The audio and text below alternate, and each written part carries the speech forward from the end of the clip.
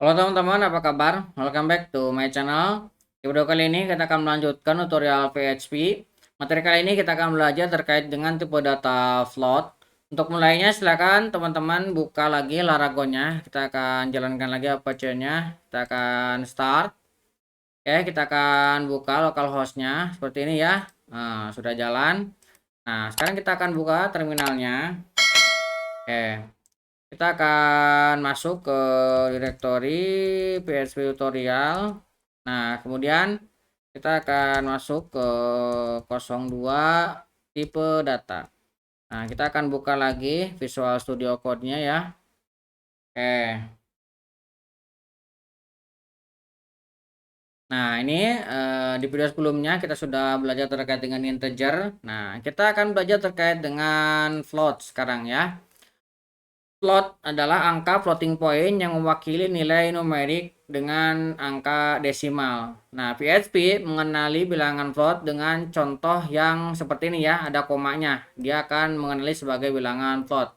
Kalau yang integer sebelumnya kan ini tidak ada koma-komanya ya. Nah, kalau misalkan dia menemukan variabel dengan desimal seperti ini, maka dia akan konversi menjadi float. Nah, contohnya seperti ini, 0,25 pangkat 1 atau pangkat berapa gitu ya. Ini contoh bilangan float. Dan ini juga sama. Nah, ini sama dengan integer, float juga bisa menggunakan separator. Nah, separatornya ini menggunakan underscore seperti ini. Tapi bedanya, di bagian akhir ini ada dot, kalau di Indonesia koma ya. Nah, cuman kalau general ASCII ini menggunakan titik. Nah, kita akan coba untuk contohkan ya untuk float ini. Kita akan buat sebuah file di sini, misalkan float.php. Oke, kita akan buatkan basic tag tanda tanya PHP seperti ini. Nah, kemudian kita akan coba buat sebuah variabel, misalkan nilai 1 sama dengan, nah kita akan isi 1,25. Nah, misalkan seperti ini ya. Nah, kemudian nilai 2 ini akan kita isi dengan minus 1,25. Ini contohnya yang minus ya. 2,5 aja ya. Kemudian kita akan coba untuk nilai 3.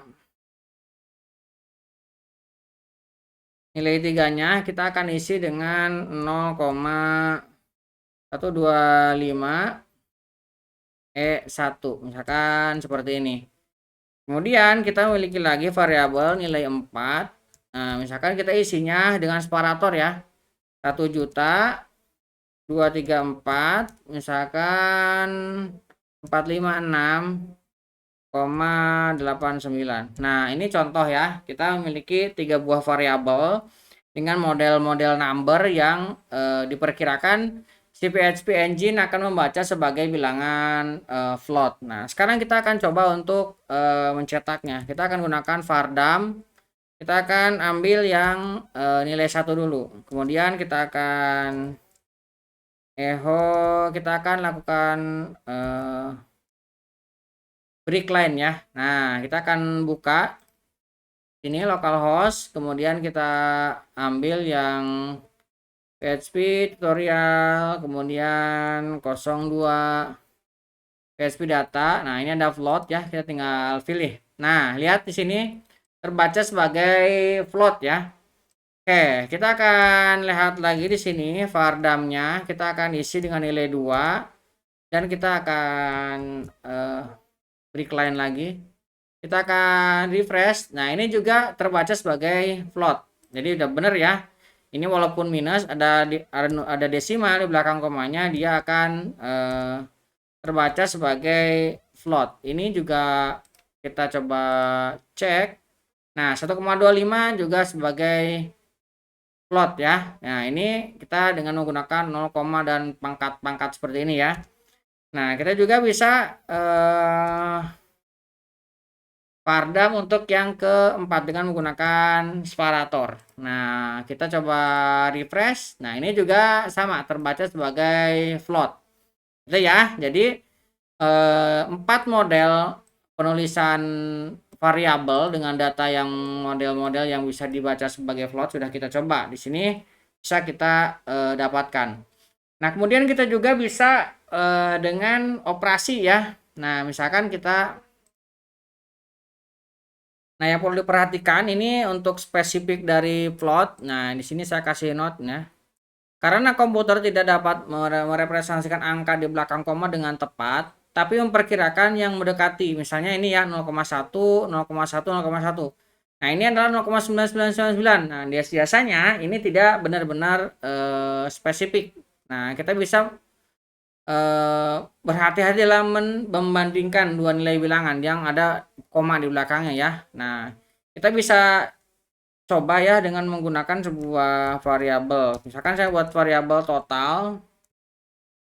Nah, di sini total ini akan kita isi antara 0,1 ditambah dengan 0,1 ditambah dengan 0,1. Nah, misalkan seperti ini.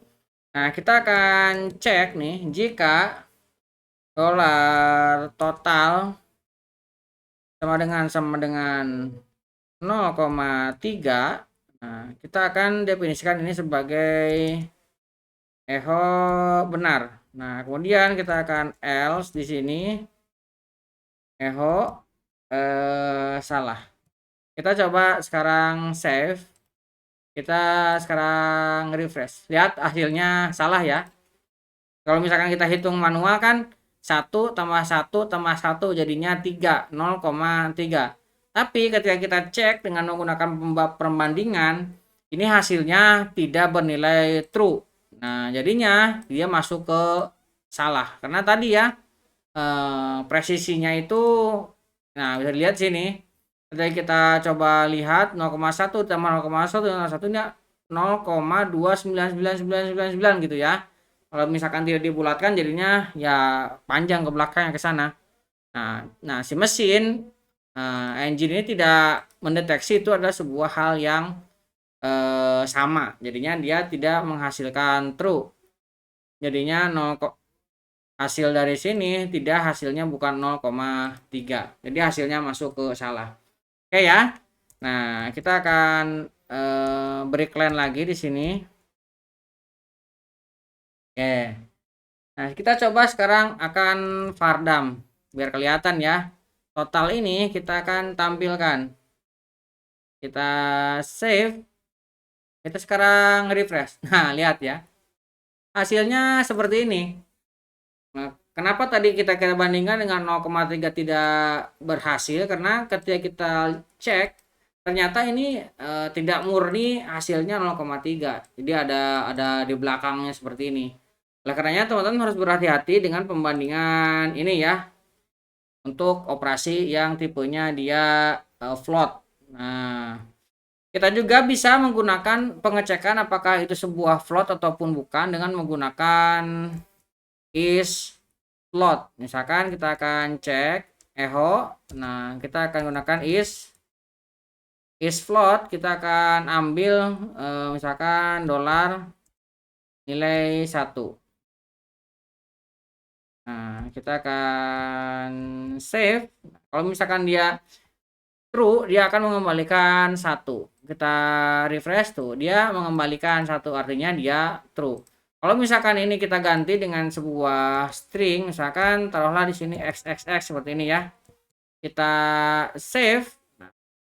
Dia kosong, tidak mengembalikan apa-apa. Nah, ini bisa kita gunakan untuk pengecekan ya. Nah, jadi misalkan kita memiliki sebuah variabel. Nah, untuk memastikan sebelum kita hitung bahwa tipe data yang kita inginkan sesuai, maka kita bisa menggunakan cara seperti ini. Is float, maka akan dihitung. Kalau misalkan tidak sesuai, kita bisa mengembalikan pesan error atau alert errornya ya. Oke, kurang lebih seperti itu untuk tipe data float ya. Mudah-mudahan bisa memberikan gambaran ke teman-teman dan teman-teman semakin tercerahkan. Buat teman-teman yang belum subscribe, jangan lupa subscribe dan nyalakan tombol loncengnya. Sampai ketemu di video selanjutnya.